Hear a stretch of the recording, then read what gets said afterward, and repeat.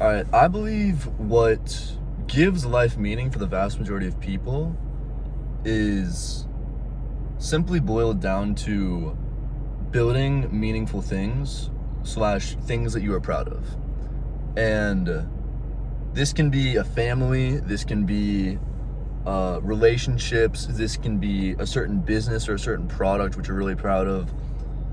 This can be building a home, building a career, building literally anything which you are like, yes, this aligns with the person who I want to be and who I consider to be the peak version of myself.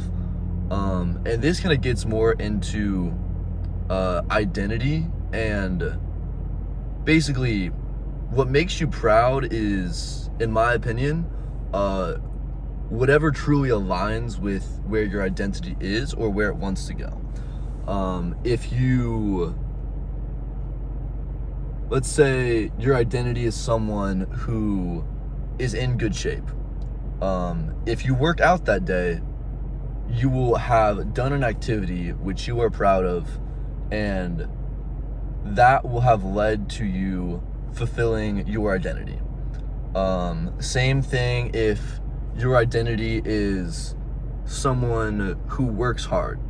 If you worked an 8-hour shift that day or a 12-hour shift that day, you will have done something which fulfills your identity and fulfills the person you want to be. Therefore be proud, therefore have a sense of fulfillment. So actually I would change what I said a little bit, not just building things, but doing things which serve the identity that you want to be. And building things is just a result of doing those things that serve your identity. So that's like the real world result of the identity serving actions. And I think another part of this, which I'm not an expert in by any means, but I want to search more into, is how you can basically find what you want your identity to be, and then think of it more and more often and have that vision in your mind so that you're able to do the actions which fulfill you the most as often as possible. A great example of someone who did this incredibly well, who I also look up to in his career anyways, is Conor McGregor. I think he basically used building his identity and revolved his whole entire life around building that identity of becoming a UFC champion. Every single action that he did was oriented towards his identity, which is why I believe that at the peak of his career, he was incredibly fulfilled and had an incredibly meaningful life.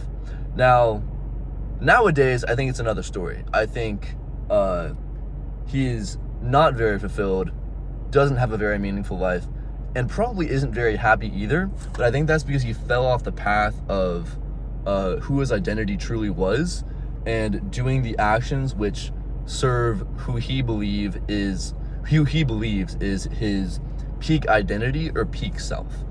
And I think what he did to be able to get to the point of understanding his identity more and more is he speaks about a lot of meditation, a lot of visualization, a lot of what he talks about as the law of attraction, which in logical terms, I'm not an expert of it by any means. You'd probably do more good by looking up other YouTube videos talking about it.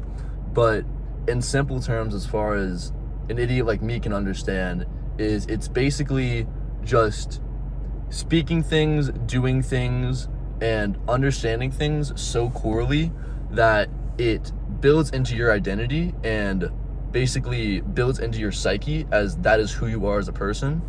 And then that just builds on top of more and more action, which eventually propels you into the person who achieves exactly what you're looking for.